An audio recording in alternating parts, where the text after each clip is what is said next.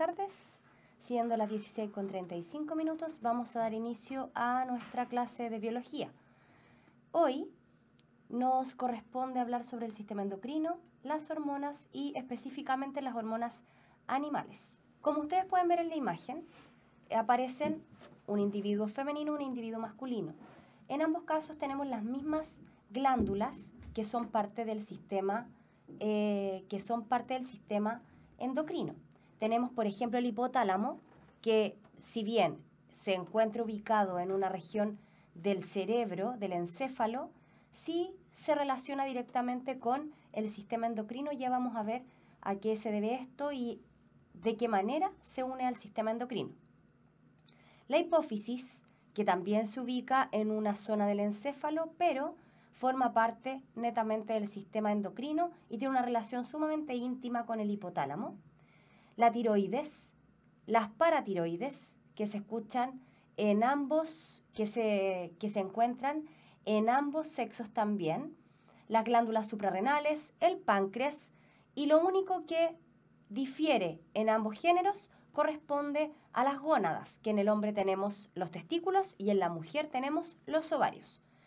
Pero en realidad ambos van a producir o van a tener la misma función, que es la síntesis de hormonas sexuales y además la producción de espermatozoides o de ovocitos. Todos los órganos corresponden a glándulas endocrinas que producen hormonas y que se relacionan entre ellos a través de la circulación sanguínea, por lo tanto no tienen una relación directa, como podríamos hablar del sistema digestivo, sino que aquí se van a relacionar a través de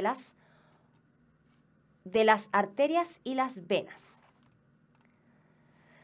Entonces, para hablar del sistema endocrino tenemos que primero hacer una revisión cortita respecto a las hormonas. Ustedes saben que las hormonas son sustancias químicas que son transportadas desde las glándulas que las producen hacia otros tejidos, puede ser incluso a otros órganos o a otros sistemas de órganos, y también puede ser a ellas mismas. Vamos a tener tres tipos de entrega de estas hormonas, donde la célula que las produce se regula a sí misma con esa hormona. Puede ser también que lo envía cercana a ella en el mismo tejido, y también tenemos las hormonas que viajan a través de la sangre hacia otros tejidos, hacia otros órganos blancos. Si se fijan, tenemos la célula endocrina, ¿verdad?, que dependiendo del tipo de hormona que fabrique, va a ser el tipo de organelo que va a tener en su interior en mayor proporción. Por ejemplo, si tengo una hormona que es proteica, hecha de proteínas, probablemente esa célula va a tener presente un retículo endoplasmático rugoso más prominente que el resto de las células. Si la hormona, por el contrario, es lipídica o esteroidal, hecha de grasa, el organelo que va a estar más presente en esa célula va a ser el retículo endoplasmático liso. Ahora, todas las hormonas viajan a través de la sangre y viajan hasta células que las van a captar a través de receptores específicos. Pueden observar aquí que cuando tengo células sin receptor, estas hormonas no van a ser detectadas y van a seguir su camino por la sangre hasta llegar a las células que sí tienen el receptor para esa hormona, lo que va a generar una respuesta. En resumen, esa es la acción de una hormona. Ahora, las hormonas se pueden clasificar, como ya les mencioné, en tres grupos distintos. Primero, las esteroidales o esteroides, que corresponden a hormonas sintetizadas a partir de la molécula de colesterol. El colesterol, ya lo saben ustedes, es una grasa, un lípido. Por lo tanto, va a tener ciertas características importantes. Dentro de estas hormonas, como representante, tenemos las hormonas sexuales, progesterona, estrógenos y además la testosterona. Y también tenemos otras, como por ejemplo el cortisol, que es una hormona producida en la glándula suprarrenal y que tiene que ver con el estrés. Los péptidos y los derivados de aminoácidos corresponden a hormonas peptídicas o proteicas, que están formadas por aminoácidos. Por ejemplo, la hormona del crecimiento corresponde a una hormona peptídica, mientras que la tiroxina corresponde a una hormona derivada de aminoácidos. Lo importante del tipo de hormona de la que estemos hablando va a ser su mecanismo de acción. Por ejemplo, En esta tenemos la célula diana o célula blanco, que es donde se va a dirigir la hormona. Si esta hormona es proteica, peptídica o derivada de aminoácidos, va a necesitar un receptor externo a la célula ubicado en la membrana plasmática. Se va a ubicar en el receptor, va a ser captada esta hormona por el receptor que está en la membrana plasmática en el exterior de la célula y va a desencadenar una serie de eventos y de procesos que van a activar y van a generar la respuesta en esa célula. Mientras que las hormonas esteroidales o lipídicas son aquellas que, como vemos en la siguiente, en la de allá, van a ingresar directamente a través de la membrana plasmática. Recordemos que a través de la membrana plasmática, por difusión simple, pueden ingresar solamente aquellas moléculas que sean apolares, o sea, lipídicas o esteroidales. Por lo tanto, una hormona esteroidal va a tener sus receptores en el interior de la célula. Puede ser en el citoplasma o puede ser directamente en el núcleo. Camila, ¿qué es lo que no entendió?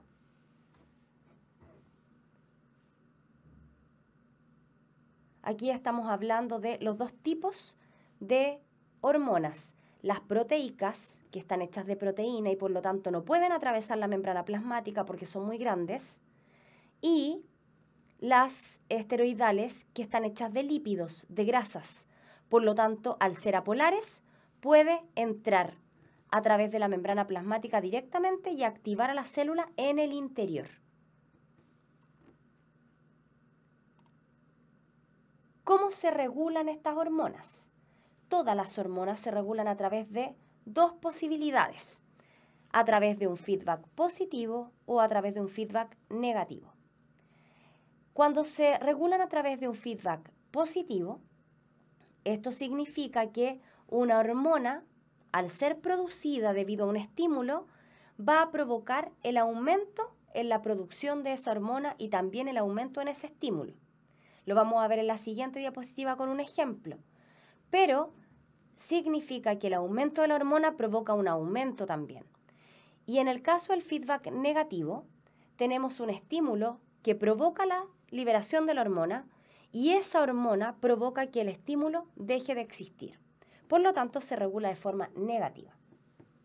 Aquí, por ejemplo, tenemos el hipotálamo que activa a la adenohipófisis. Esa adenohipófisis activa a la tiroides y esa glándula tiroides libera tiroxina.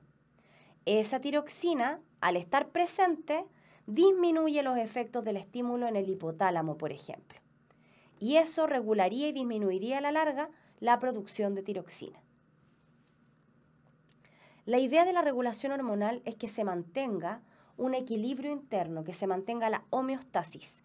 Si bien las hormonas son muy importantes y regulan procesos relevantes en el organismo, es necesario tener una regulación muy fina para que el organismo no se desbalancee, no se desequilibre.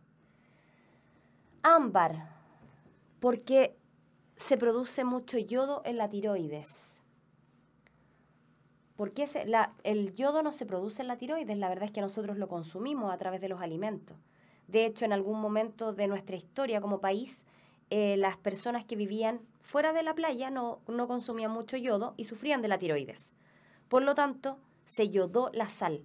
Se le agregó yodo a la sal para que nosotros podamos consumirla, ya que no tenemos acceso tanto a pescados y mariscos, que es la principal fuente de yodo. Ahora, el feedback positivo, como yo les mencioné, el aumento de la producción de la hormona provoca que se aumente también esta producción. Corresponde a un aumento sostenido en los niveles de la hormona a nivel del plasma, a nivel de la sangre, y esta sí rompe la estabilidad de la homeostasis. El ejemplo más recurrente corresponde a este, ¿sí? El proceso de lactancia materna. El estímulo es la succión por parte del recién nacido en el pezón de la madre. Este estímulo viaja hacia el hipotálamo. En el hipotálamo se activa la hipófisis libera prolactina que estimula la producción de leche.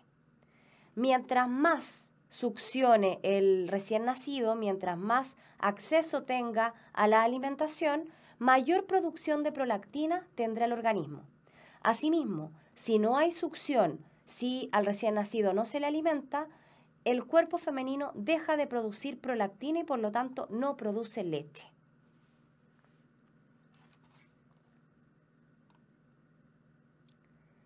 ¿Cómo se regula finamente todo esto? A través del mecanismo o de la unión del hipotálamo con la hipófisis. A esto se le llama porta hipotálamo-hipófisis, lo que significa que el hipotálamo se comunica de manera directa con la hipófisis. Se comunican a través de la sangre y también a través de neuronas por el interior de la hipófisis directamente hacia la neurohipófisis. El hipotálamo es una región del encéfalo, controla funciones del medio corporal, el comportamiento sexual y las emociones. Y además sintetiza neurohormonas, que vamos a conocer como la oxitocina y la ADH, que son hormonas no producidas por la hipófisis, pero que sí se almacenan en un segmento de ella. La hipófisis, por su parte, es una glándula endocrina y es la glándula principal de todos los vertebrados. Esto quiere decir que es como la glándula madre de todas las demás, regula al resto. Y las hormonas que secreta controlan el funcionamiento de prácticamente todas las glándulas del organismo. Entonces, como yo les decía, la pituitaria posterior o neurohipófisis almacena la hormona antidiurética, ADH, y la hormona oxitocina, ambas neurohormonas que se producen en el hipotálamo y se almacenan solamente en la neurohipófisis. Eso es importante, porque la neurohipófisis tiene tejido nervioso, no tejido glandular. Mientras que la pituitaria anterior o la adenohipófisis sintetiza las gonadotrofinas como LH y FSH, la hormona del crecimiento, la prolactina, la ACTH, que va a activar a la corteza adrenal, y también la hormona tiroestimulante, que va a viajar hacia la tiroides.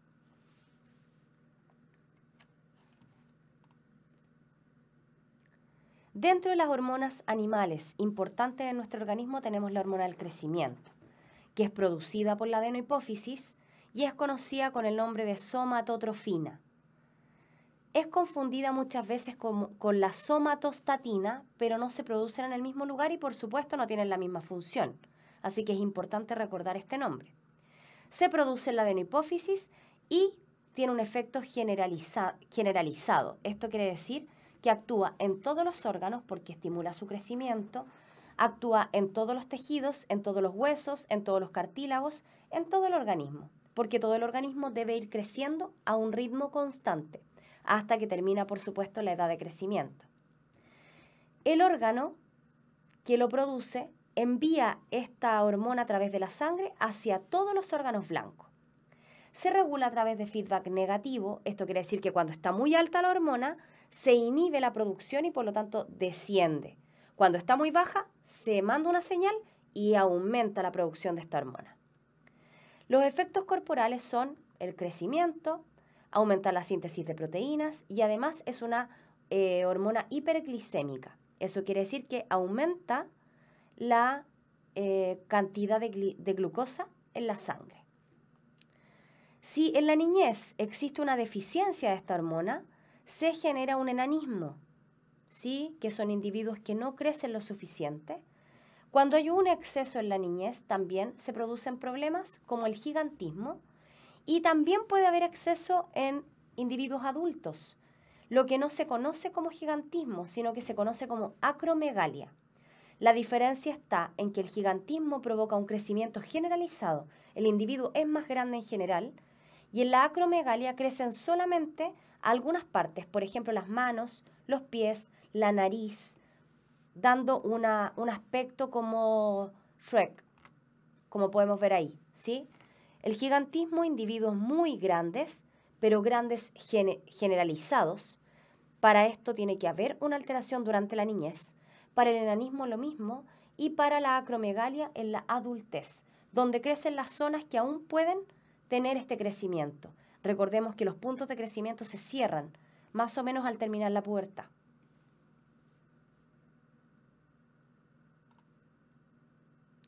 Las hormonas tiroideas Tenemos la tiroides, ¿cierto?, ubicada en el cuello, detrás de o en conjunto con un cartílago importante que tenemos en la tráquea, que es el cartílago cricoides, que los hombres conocerán como su manzana de Adán. Esta glándula produce la tiroxina, que es la T3, y produce también la T3 y la T4, tiroxina y triiodotironina.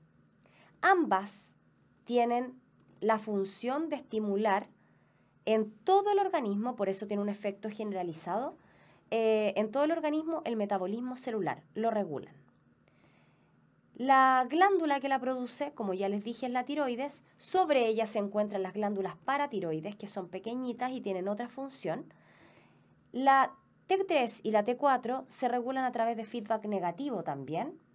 Y sus efectos son aumentar el metabolismo basal, por ejemplo, permiten la generación de calor a partir de nuestro organismo, aumenta el desarrollo y la maduración del sistema nervioso también. Por lo tanto, debe encontrarse en gran cantidad en individuos en crecimiento. Si hay deficiencia de en la niñez, se desarrolla el cretinismo. Si hay deficiencia en el adulto, el hipotiroidismo. Y si hay exceso en el adulto, hipertiroidismo, que tienen características diferentes. Entonces, por ejemplo, en el caso del hipotiroidismo, las personas pueden tener síndrome del túnel carpiano, metrorragias, que son menstruaciones excesivas. También puede haber intolerancia al frío y aumento de peso. Esto ocurre por una disminución en la producción de hormona T3 y T4. En el caso del hipertiroidismo, tenemos lo contrario.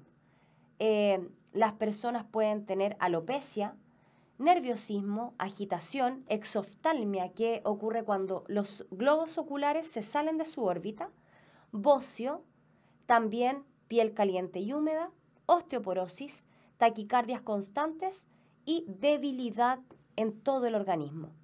Este tipo de afección ocurre debido a un aumento o a un exceso en la producción de T3 y de T4. En el caso de las hormonas paratiroideas, que se encuentran, como pueden ver en el dibujito, son esos circulitos sobre la glándula tiroides. Son 4 glándulas pequeñitas que liberan calcitonina y paratohormona. Estas dos hormonas se regulan entre ellas para principalmente la regulación del calcio en la sangre. La calcitonina viaja hacia los huesos, inhibiendo la liberación de calcio, ayuda al hueso a mejorar su cantidad de calcio, mientras que la paratohormona hace lo contrario, estimula la liberación de calcio desde el hueso, provocando la descalcificación, por supuesto. Obviamente que también nuestro cuerpo necesita calcio. Si nosotros no consumimos calcio, este calcio va a ser obtenido a partir de los huesos. Y eso lo lleva a cabo las paratiroides.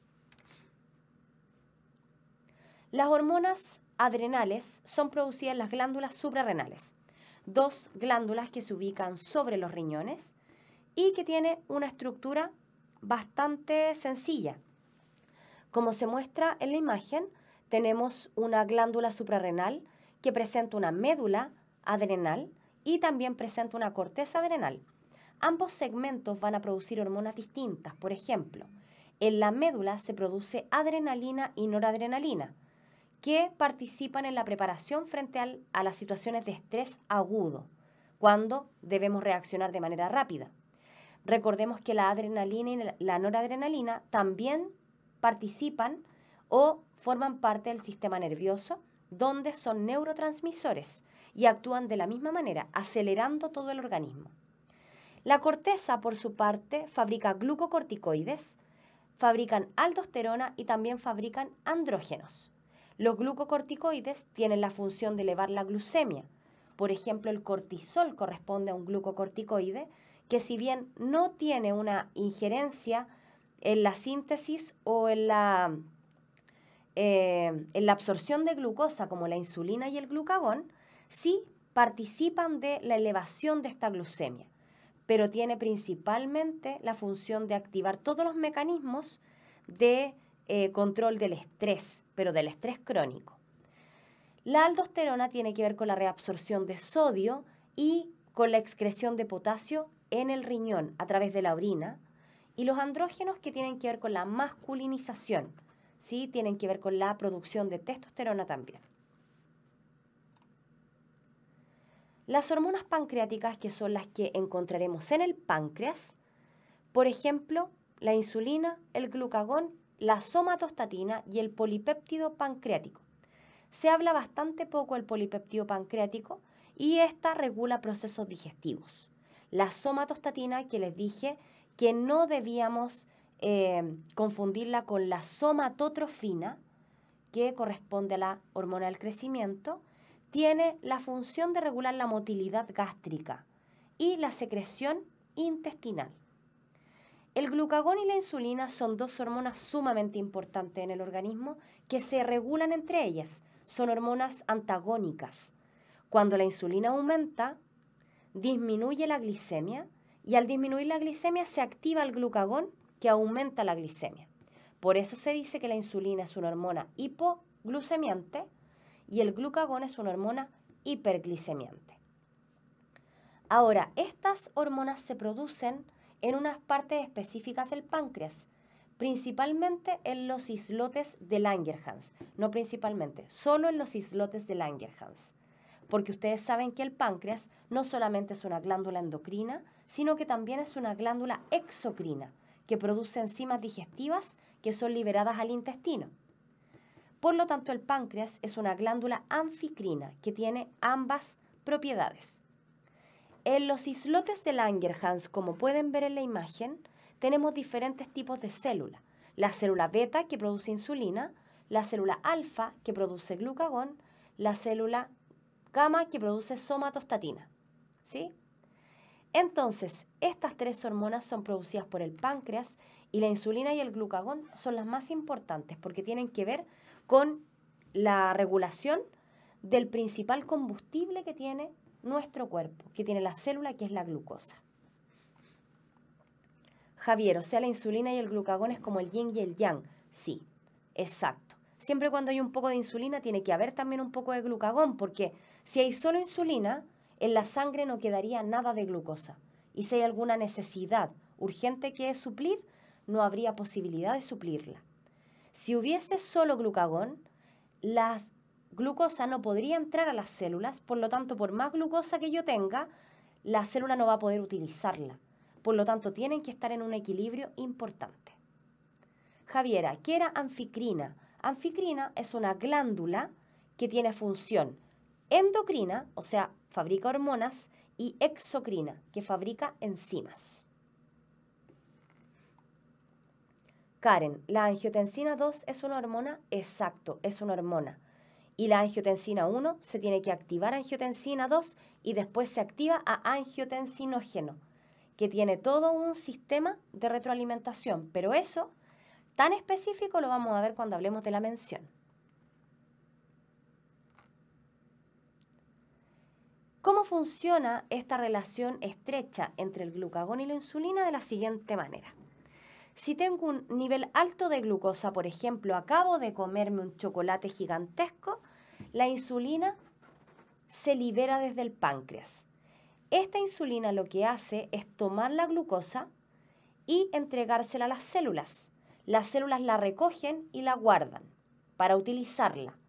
Si las células ya están completitas, llenitas de glucosa, esta glucosa además necesita ser guardada porque no la podemos estar botando, ¿cierto? Porque es un combustible. Este combustible entonces se almacena en el hígado, en forma de glucagón. Cuando el espacio del hígado ya no alcanza para guardar más glucosa, esta glucosa se transforma en grasa y se almacena en el tejido adiposo. Esto todo tratando de que disminuya la glicemia en la sangre, porque al tener una glicemia alta se afectan varias propiedades de la sangre y del organismo. Por ejemplo, el tener aumentado el nivel de glicemia disminuye o podríamos decir que deprime un poco al sistema inmunológico, Por lo tanto, una persona que tiene mucha glucosa en su sangre va a estar siempre somnolienta, va a estar cansada y finalmente va a tener una peor condición de salud que una persona que tiene niveles normales. Cuando la glucosa en la sangre disminuye muchísimo, se activa también en el páncreas la liberación del glucagón, que es la hormona hiperglicemiante. ¿Qué hace este glucagón? Primero viaja hacia el hígado y en el hígado provoca la glucogenólisis. Esto quiere decir que rompe la molécula de glucógeno liberando la glucosa a la sangre. Al liberar la glucosa a la sangre se aumenta la glicemia y por lo tanto todo vuelve a comenzar. Se libera nuevamente insulina y de esta manera ambas hormonas van regulando la glicemia en nuestro organismo. Fabián, hipoglicemia es mucha glucosa en la sangre, es lo contrario. Hipo es de bajo. Baja glicemia es poca glucosa en la sangre. Hiperglicemia es lo contrario. ¿Dónde se producen ambas hormonas? Ya lo dijimos, en el páncreas, insulina en la célula beta, glucagón en la célula alfa.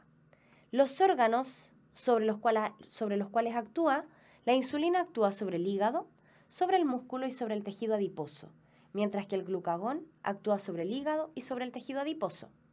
¿Por qué la insulina actúa sobre el músculo? Porque estimula la célula muscular para que absorba glucosa y la deje guardada en su interior. De esta manera el músculo tiene energía guardada y que puede utilizar en forma inmediata. El mecanismo de acción es que la insulina promueve la captación y el almacenamiento de la glucosa, la retira de la sangre. Y el glucagón hace lo contrario, promueve la degradación del glucógeno, por lo tanto, aumenta la glicemia. Ambas se regulan a través de feedback negativo, pero entre ellas no activan a la hipófisis ni activan al hipotálamo. Por lo tanto, estas dos hormonas son antagónicas. En la insulina vamos a tener, gracias a ella, un almacenamiento de la glucosa y en el glucagón una liberación de la misma. Y en el hígado, ¿cómo va a actuar la insulina? A través de la gluconeogénesis, o sea, fabricando glucógeno, y el glucógeno va a actuar en el hígado a través de la glucogenólisis, rompiendo el glucógeno. Claudia, ¿la anemia tiene que ver con la glicemia? No. La anemia corresponde a una disminución de los glóbulos rojos en la sangre y eso ocurre por falta de hierro en la dieta, en la alimentación. Fabián, o sea, si tengo una hipoglicemia, ¿actúa el glucagón para aumentar el nivel de glucosa en la sangre?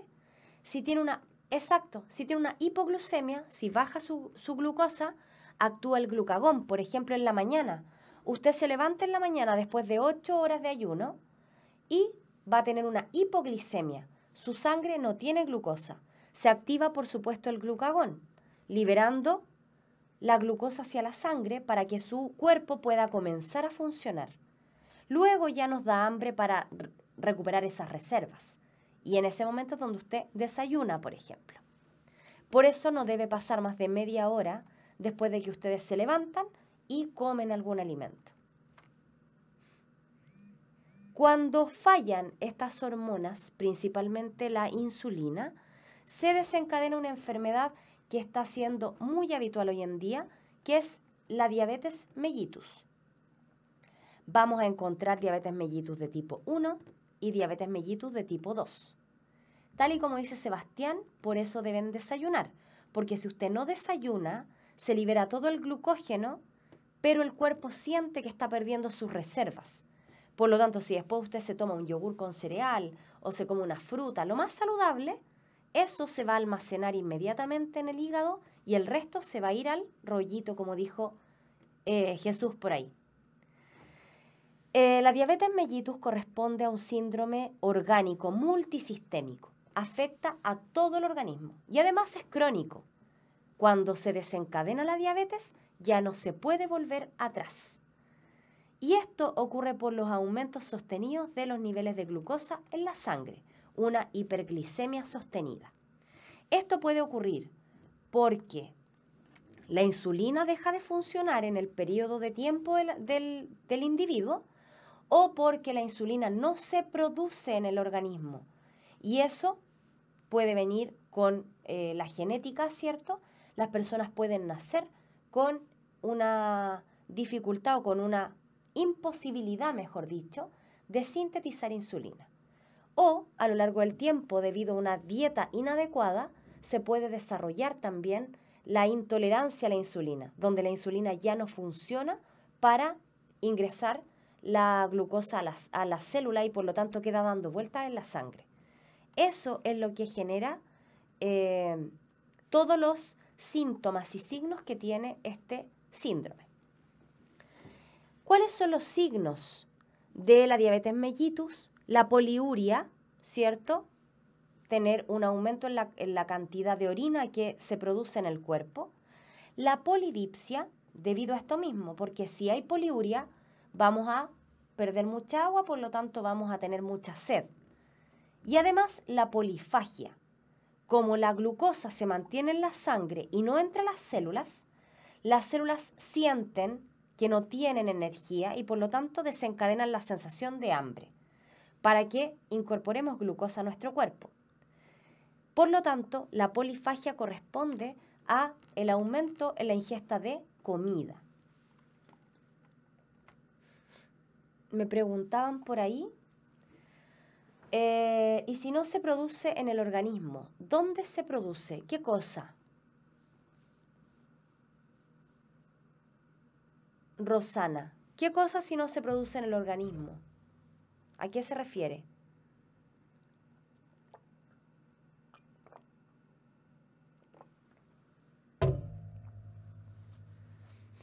A la insulina. La insulina no se produce, por lo tanto, los individuos que no pueden producir insulina deben inyectarse insulina. Ellos son los conocidos como insulinodependientes. Dependen de una inyección de insulina para que la glucosa entre a la célula. En cambio, los que la producen, pero no funciona muy bien, deben consumir medicamentos que sirven para ingresar la insulina a la célula. Entonces, por ejemplo, miremos el dibujito. En una situación normal, la insulina, que es el rombo con la letra I, se engancha a un receptor en la célula y provoca que ingrese esta glucosa a esta célula. Y de esa forma, la célula funciona de manera normal. En la diabetes mellitus de tipo 1, el páncreas no produce insulina, por lo tanto no puede activar al receptor. Si no lo puede activar, la glucosa no puede ser ingresada a la célula porque como la glucosa no es un lípido, no puede atravesar la membrana directamente. Por lo tanto, como los receptores están en perfectas condiciones, la inyección de insulina permite que la glucosa entre. La diabetes mellitus de tipo 2, que es la que se desarrolla en la vida, tenemos la posibilidad de sintetizar insulina. Existe la insulina en este caso, pero son los receptores los que dejan de funcionar. Y esto es por un sobreuso. Por ejemplo, si yo toda la vida he tomado Coca-Cola y me he tomado una bebida azucarada todos los días, de 2 litros, por ejemplo, todos los días tomo bebida azucarada, eso va a implicar que mis receptores se van a ir desgastando con el tiempo. El consumo de azúcar, por ejemplo en el té, el consumo de masas, el consumo de carbohidratos en exceso, el consumo de dulces, todo eso durante la vida va desgastando a los receptores.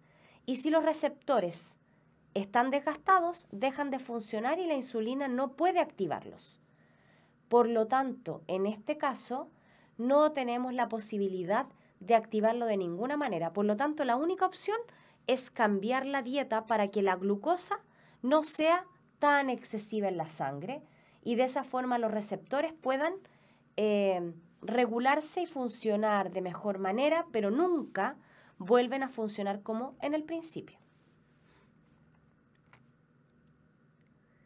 ¿Cuáles son los síntomas principalmente de la diabetes mellitus, porque tenemos otra diabetes, que es la diabetes insípida. Pero la diabetes insípida se llama diabetes, pero no tiene que ver con el azúcar, tiene que ver con una deficiencia en la hormona ADH. Por lo tanto, si no tiene que ver con la glucosa, en la primera, en la que yo les estoy mencionando, que es la diabetes insípida, no va a existir glucosuria, que corresponde a la eliminación de glucosa en la orina. Por eso cuando ustedes se hacen un examen de orina, por ejemplo, se mide la glucosa. Y si no hay glucosa, está en condiciones normales. Si hay glucosa es porque hay diabetes. ¿Sí o sí? Lo primero que ocurre luego de una hiperglicemia es que aparece glucosa en la orina, porque como en el riñón se filtra la sangre y ahí se elimina glucosa, la glucosa no puede ser recapturada porque es mucha, y al ser tanta termina apareciendo en la orina. Luego de esta glucosuria ocurre la poliuria. Esto significa que hay un aumento en el volumen de orina que produce el individuo. Esto porque la glucosa llama al agua. Por lo tanto, si en la orina yo tengo glucosa, va a aparecer una mayor cantidad de líquido en esa orina. Y por supuesto, si yo boto una mayor cantidad de agua, va a aumentar la necesidad de ingesta de agua, que corresponde a la polidipsia. Entonces, como me hicieron varias preguntas, voy a volver un poquitito para leer alguna.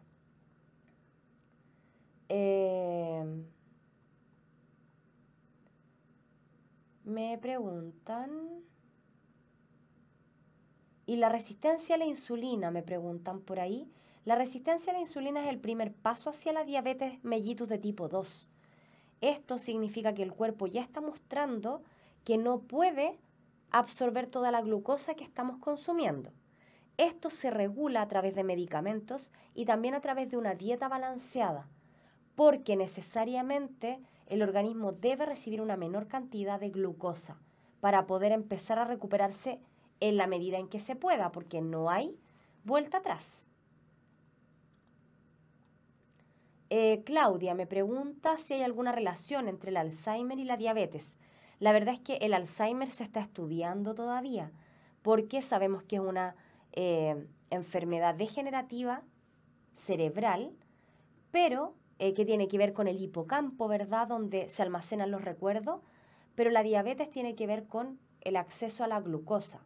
Por lo tanto, la diabetes va a provocar varias fallas en el organismo. Por ejemplo, va a existir una mayor dificultad para la cicatrización de las heridas, porque al haber mucho azúcar en la sangre, se impide que se cierren las heridas.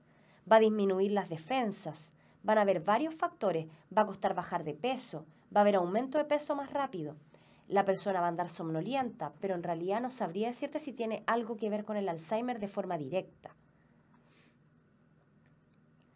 Javiera, ¿por qué debe ingresar la insulina a la célula? No es la insulina la que entra, Javiera, es la glucosa la que entra.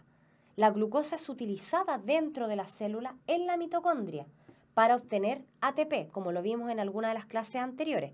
Por lo tanto, no es la insulina la que debe entrar. Jorge, ¿cuál tipo es insulino dependiente? El de tipo 1, el que no tiene insulina. Como no tiene presencia de insulina, debe inyectarse la insulina.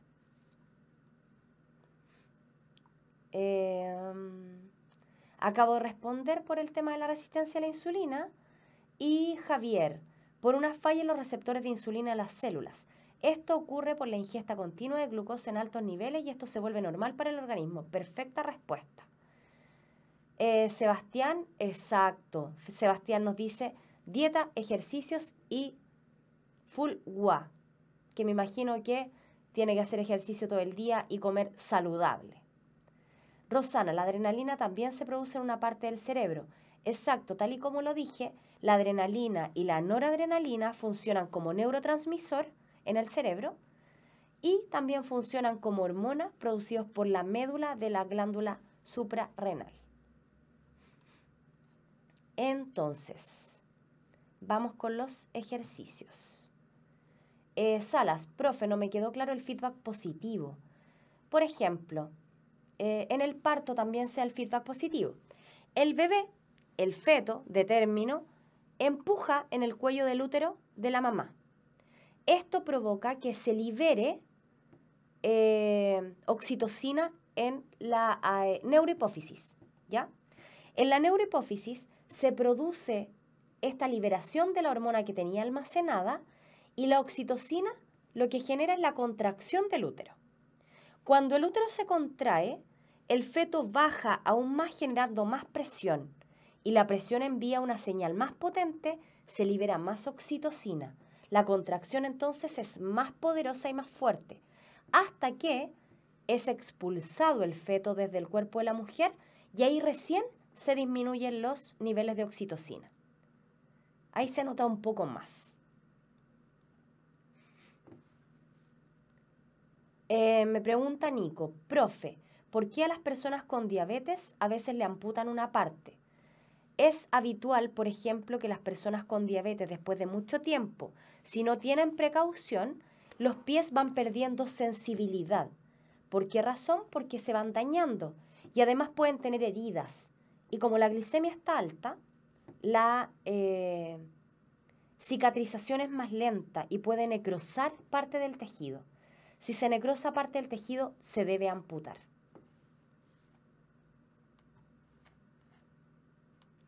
Dani, el insulino dependiente antes de debutar como diabético, ¿sus células beta formaban insulina? No, el insulino dependiente lo más probable es que nunca haya podido producir insulina, a menos de que tengamos, no sé, una enfermedad degenerativa que vaya destruyendo las células beta. Pero habitualmente es genético y se nace con ello. Vamos con los ejercicios. Número 1. Las hormonas son sustancias químicas, las cuales pueden ser de origen proteico, lipídico o ser combinaciones como las glucoproteínas.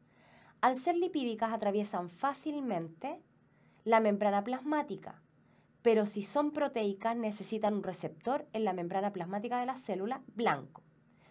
Para el caso de la testosterona, cuyo precursor es el colesterol, ¿qué mecanismo emplearía para generar un efecto fisiológico en la célula blanco? Alternativa A, atravesar la membrana plasmática debido a su composición química. B, requerir de un transporte de membrana sin cofactor. C, requerir de un transportador de membrana con un cofactor como el sodio. D, atravesar la membrana plasmática en contra de su gradiente de concentración. E, requerir de un transportador de membrana con funcionamiento de bomba. ¿Cuál es la respuesta correcta? Como me responden todos de manera perfecta, la letra es A. Esa es la correcta. Atravesar la membrana plasmática debido a su composición química. Aquí no va a haber posibilidad de que sea en contra o a favor del gradiente de concentración porque tenemos una difusión de tipo simple. Recordemos que la testosterona como precursor tiene el colesterol, por lo tanto es esteroidal, atraviesa directamente la membrana plasmática. Súper bien. 2. Con respecto a la hormona del crecimiento, es correcto afirmar que 1.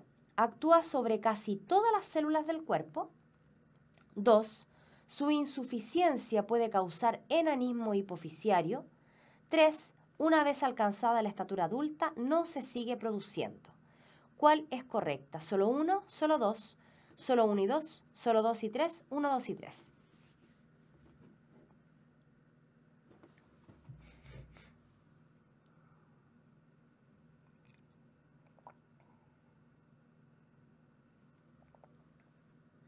Perfecto, nuevamente, la respuesta correcta es C, 1 y 2.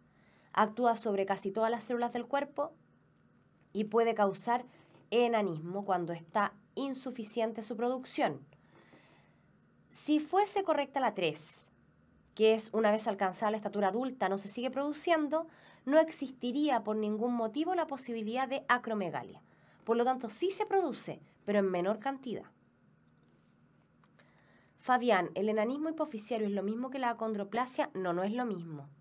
Porque el enanismo hipofisiario es una enfermedad metabólica que tiene que ver con la baja cantidad en la producción de hormona del crecimiento, la acondroplasia genética. 3. El gigantismo se diferencia de la acromegalia en que el o la primero es causado por disminución de la hormona del crecimiento durante la infancia. El segundo es causado por disminución de la hormona del crecimiento después de alcanzada la edad adulta. C. El primero es causado por aumento de la hormona del crecimiento en el individuo adulto. D. El primero es causado por aumento de la hormona del crecimiento durante la infancia. E. La segunda se presenta en el individuo joven. ¿Cuál es la correcta?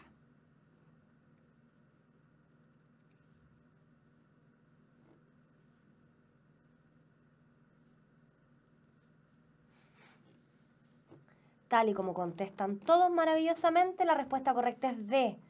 El primero es causado por aumento de la hormona del crecimiento durante la infancia. Súper bien. 4. ¿Cuál de las siguientes opciones no corresponde a una función de las hormonas tiroideas? A. Regular el balance energético. B. Regular el crecimiento y desarrollo. C. Disminuir la temperatura corporal. D. Estimular la maduración del tejido nervioso.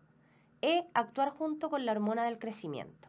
¿Cuál es la respuesta correcta?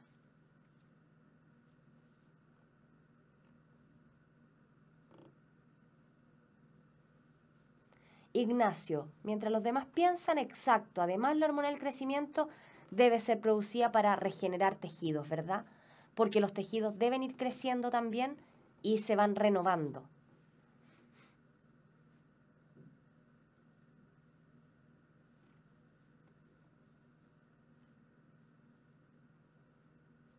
Varios me han contestado cosas distintas. A ver, necesito desempate.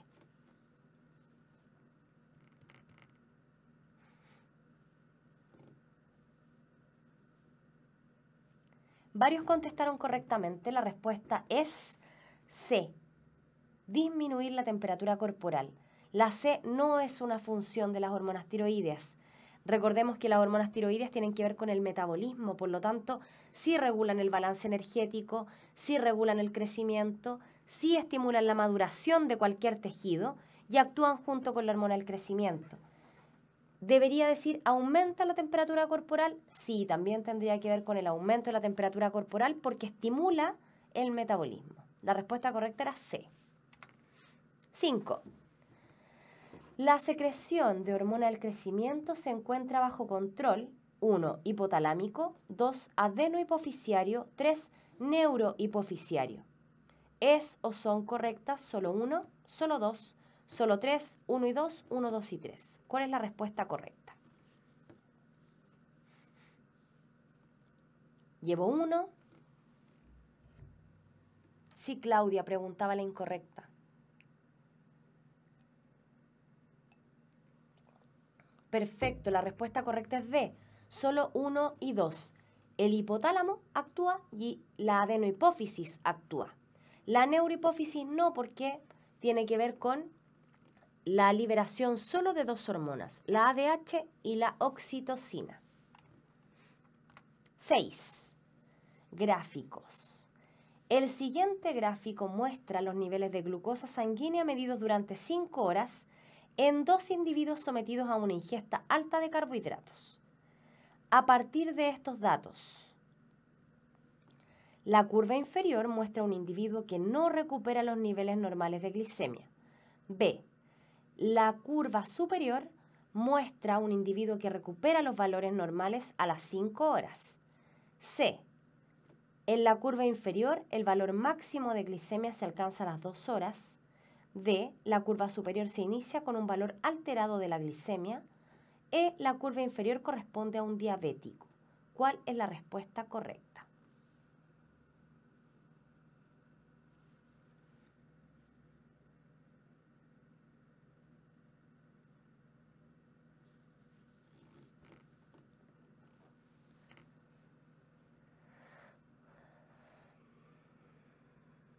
Perfecto, la respuesta correcta es la D.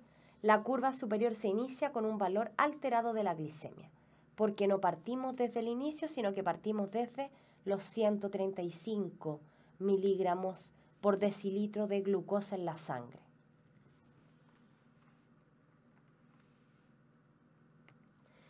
PSU historia, con respecto al ejercicio anterior me queda una duda.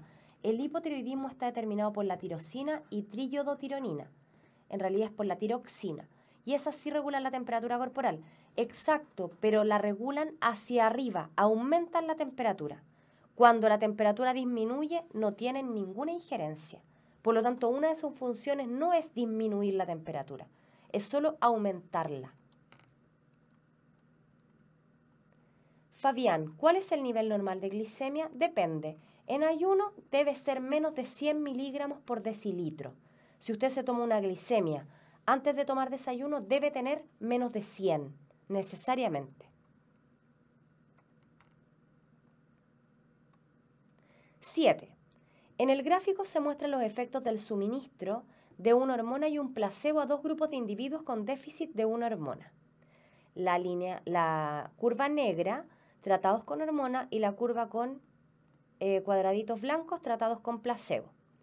A partir del gráfico, es correcto inferir que la hormona produce un incremento de A, la masa muscular, B, la síntesis proteica, C, el metabolismo aeróbico, D, la tasa de división celular, E, la degradación de los lípidos. ¿Cuál es la respuesta correcta?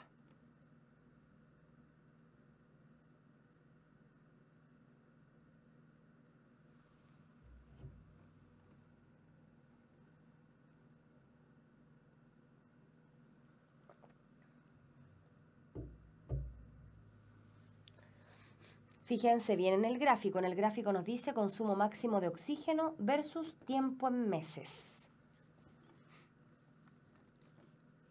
¿Cuál es la respuesta correcta en relación al gráfico?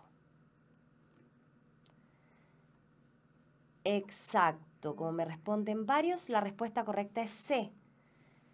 El metabolismo aeróbico, porque tiene que ver con el consumo de oxígeno, ¿verdad? Los tratados con hormonas tienen un aumento en el metabolismo con uso de oxígeno. Súper bien, C. Lucas, con seguridad, C sin signo de interrogación. 8. A un animal de laboratorio se le ha extirpado el páncreas. El siguiente gráfico presenta los resultados de una muestra de sangre obtenida de dicho animal. Tenemos la glicemia versus el tiempo en horas y la extracción total del páncreas que ocurrió en ese momento. Según el gráfico, se puede afirmar correctamente que la administración de insulina normaliza la glicemia, que la glicemia se altera desde la tercera hora, o que la extirpación del páncreas provoca una hiperglicemia. ¿Cuál es la respuesta correcta? ¿Solo 1, solo 2, solo 3, 1 y 3, 1, 2 y 3?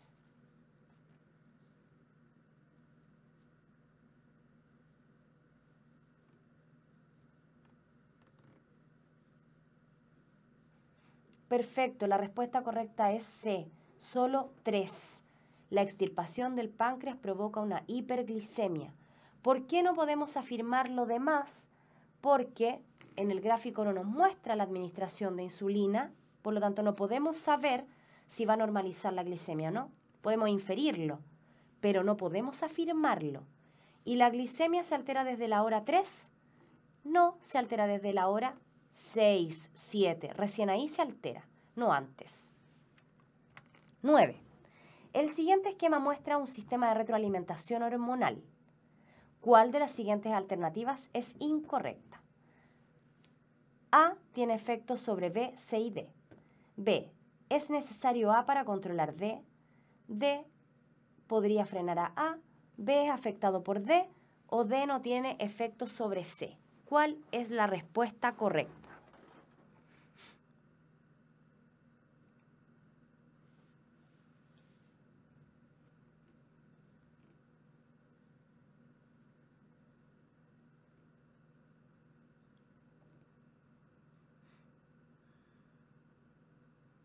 Fíjense que nuevamente estamos pidiendo la incorrecta. Varios me contestaron de forma correcta. La respuesta correcta es la E. Que D no tenga efecto sobre C no es correcto.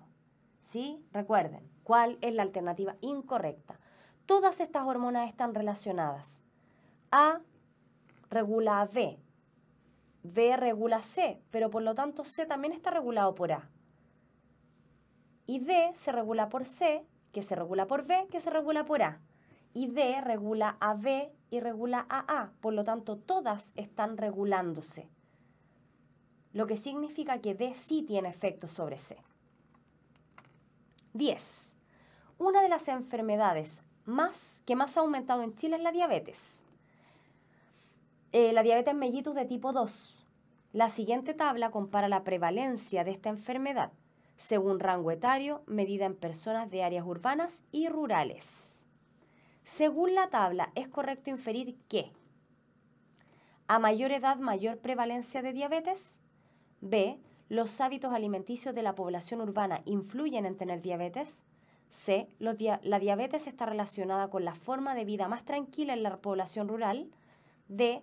Hay una mayor tendencia en la población rural a tener diabetes. E. El rango etario con mayor diabetes es el de las personas mayores de 75 años. ¿Cuál es la respuesta correcta?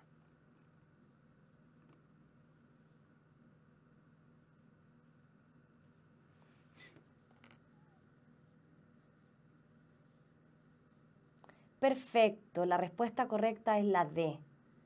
Hay una mayor tendencia en la población rural a tener diabetes y está correcta esa respuesta porque es lo único que podemos inferir. Por ejemplo, a mayor edad, mayor prevalencia de diabetes. No, no es correcto. Es correcto, pero es correcto directamente desde la tabla. Pero si miramos más de 75 años, hay un 15,4% en la zona urbana, a diferencia de los 22,9% de la edad anterior. Los hábitos alimenticios, eso no lo podemos inferir. La diabetes está relacionada con la forma de vida más tranquila, tampoco lo podemos inferir.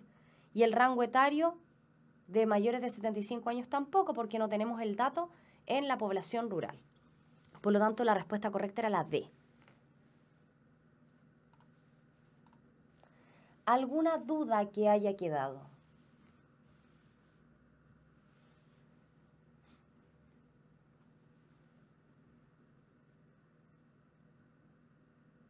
¿Dudas?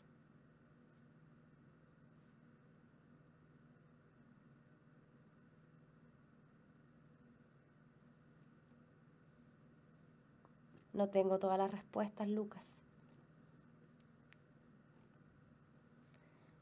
¿Qué es la prevalencia?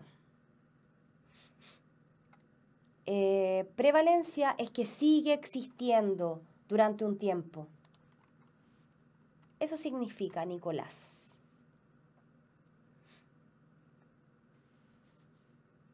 Jorge, feedback negativo no me quedó claro. Como dije, el feedback positivo, el estímulo, se produce la hormona y la hormona aumenta el estímulo, ¿ya?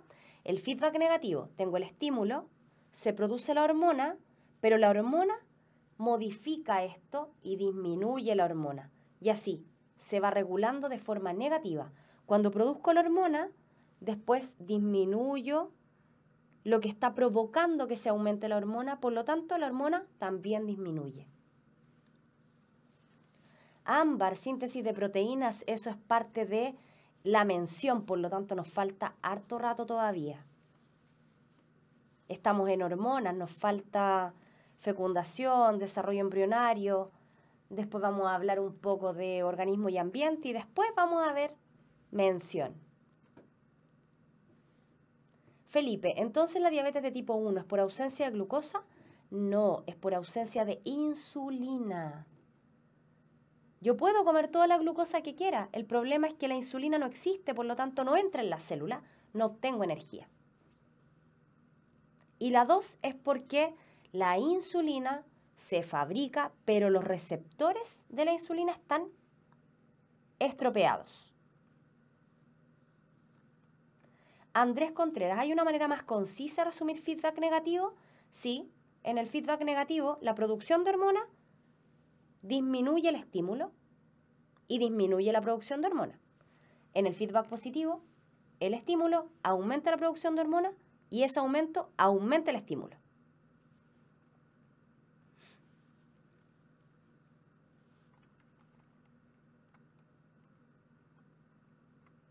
Nicolás, existen distintos tipos de metabolismos. ¿A qué se refiere con distintos tipos de metabolismos? Porque podemos hablar del metabolismo basal y el metabolismo total, que corresponde a todo lo que yo hago en un día y además a todo lo que yo consumo en un día. Y el basal es en estado de reposo. Podemos hablar del metabolismo celular, que tiene que ver con la respiración celular. La próxima clase vamos a revisar sexualidad humana y aparato sexual masculino principalmente. Ya partimos por la parte de sexualidad, que es salud humana. En ese eje temático estamos.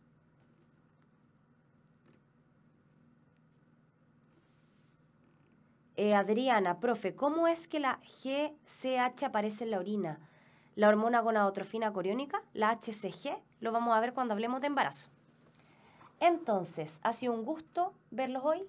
Que estén muy bien. Nos vemos la próxima semana a la misma hora, a las 4:30. No olviden suscribirse. Nos vemos. Chao, chao.